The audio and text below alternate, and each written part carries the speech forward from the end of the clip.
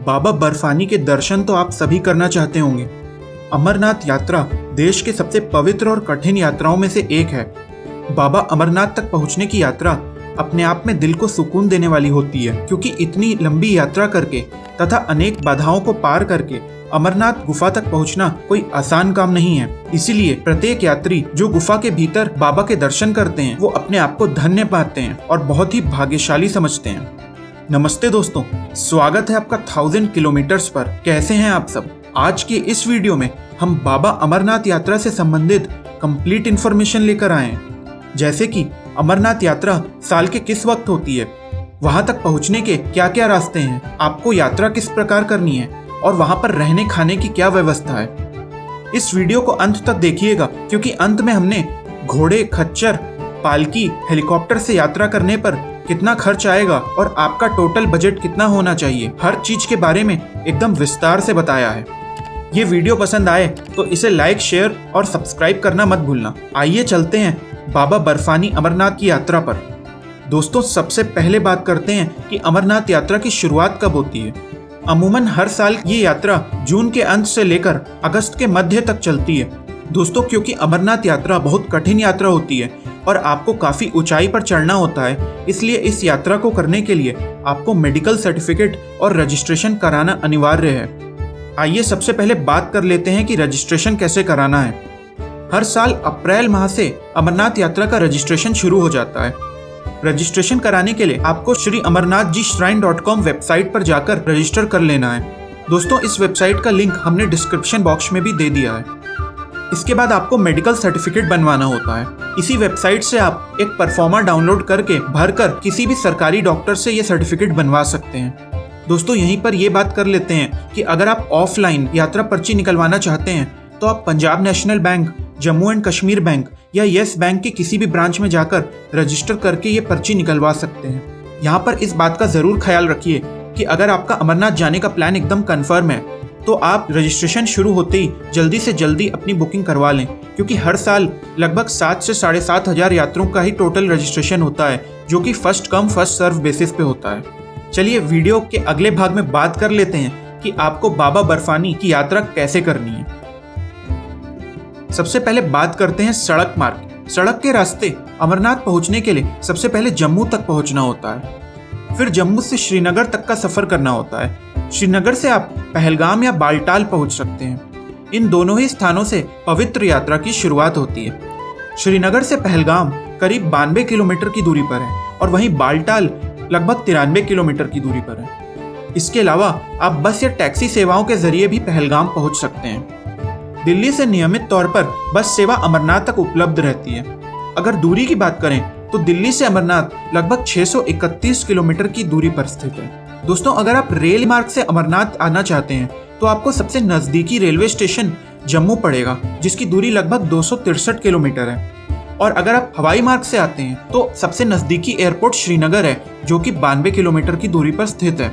इसके बाद आप बस या टैक्सी के द्वारा पहलगाम या बालटाल आ सकते हैं। अगर बात करें बस की टिकट की, जम्मू से पहलगाम तक की बस की टिकट लगभग 550 रुपए की है और वहीं जम्मू से बालटाल तक की टिकट 600 रुपए की है। चलिए दोस्तों, आगे बढ़ने से पहले बात कर लेते हैं खाने पीने की। बाबा भोलेनाथ के आशीर्वाद से आपको पूरी यात्रा के दौरान जगह जगह पर लंगर या श्राइन बोर्ड और एनजीओ की तरफ से खाने पीने की व्यवस्था तथा दवाइयों और चिकित्सा की पूरी व्यवस्था मिल जाएगी। पहलगाम मार्ग से आपको लगभग 32 किलोमीटर की चढ़ाई करनी होती है और वहीं बालटाल मार्ग से 14 किलोमीटर की चढ़ाई होती है। दोस्तों, हमारी राय में आपको अमरनाथ यात्रा की चढ़ाई पहलगाम मार्ग से करनी चाहिए और आप अपनी वापस की यात्रा बालटाल मार्ग से कर सकते हैं। ज्यादातर यात्री यही करते हैं। दरअसल इसका एक ये कारण है कि जो पहलगाम वाला मार्ग है, भले ही उसकी दूरी ज्यादा है पर उसमें चढ़ाई कम है और वो रास्ता काफी चौड़ा और बढ़िया बना हुआ है। और वहीं बालटाल मार्ग में दूरी तो कम है पर इसमें आपको चढ़ाई ज्यादा करनी पड़ेगी। खैर चलिए, इस वीडियो में हम आपको दोनों ही रास्ते के बारे में बहुत अच्छे से बताएंगे। सबसे पहले बात करते हैं पहलगाम मार्ग। पहलगाम मार्ग अमरनाथ यात्रा का सबसे पुराना और ऐतिहासिक रास्ता है। इस रास्ते से गुफा तक पहुंचने में करीब 3 से 4 दिन लगते हैं, लेकिन ये रास्ता ज्यादा कठिन नहीं है। अगर रहने की बात करें तो पहलगाम पहुंचकर आप यहाँ पर होटल बुक करके रुक सकते हैं, जो कि आपको लगभग 500 से 800 रुपए के आसपास में मिल जाएगा। पहलगाम मार्ग से अमरनाथ की यात्रा करने के लिए आपको सबसे पहले चंदनवाड़ी जाना होता है, जो कि अमरनाथ यात्रा का बेस कैंप कहलाता है। चंदनवाड़ी पहलगाम से लगभग 16 किलोमीटर की दूरी पर स्थित है। यहाँ तक आप बाई रोड, मिनी बस या शेयरिंग टैक्सी के द्वारा भी आ सकते हैं। शेयरिंग टैक्सी आपको 100 से 150 रुपये प्रति व्यक्ति के हिसाब से 1 घंटे में चंदनवाड़ी पहुँचा देती है।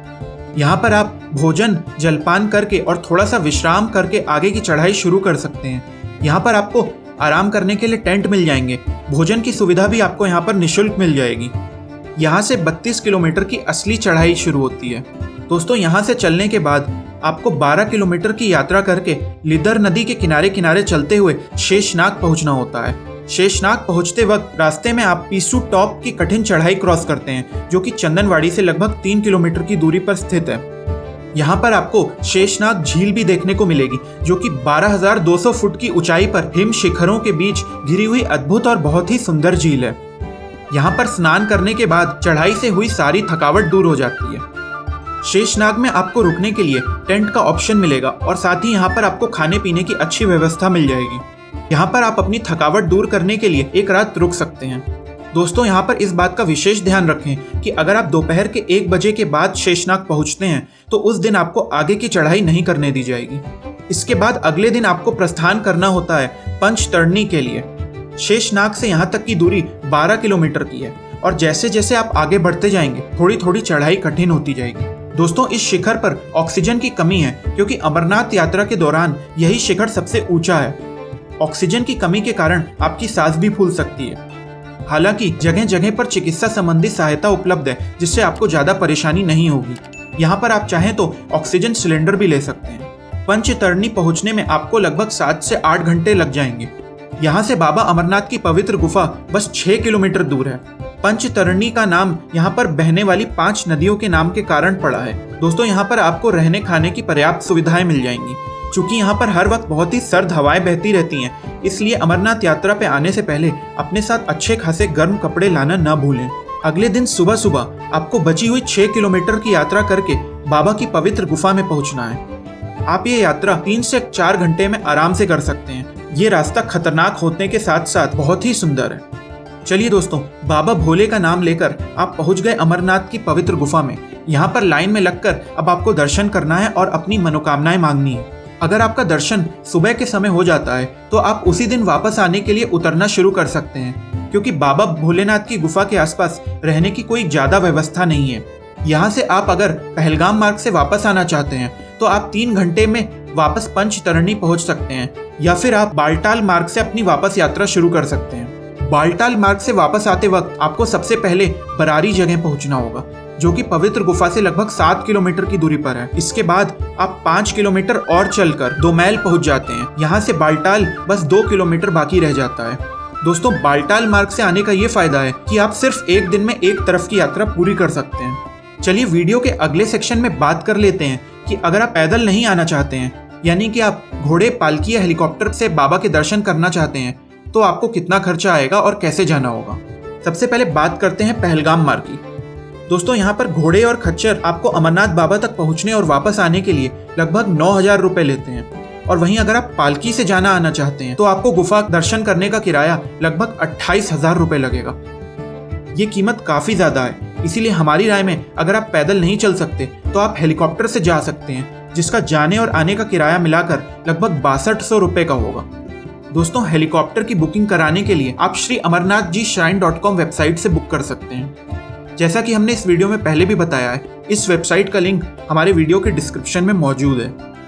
चलिए आगे बात करते हैं बालटाल मार्ग की। दोस्तों, इस रास्ते से जाने के लिए आपको घोड़े खच्चर का किराया 6,000 रुपये और पालकी का 15 से 16,000 रुपये पड़ेगा।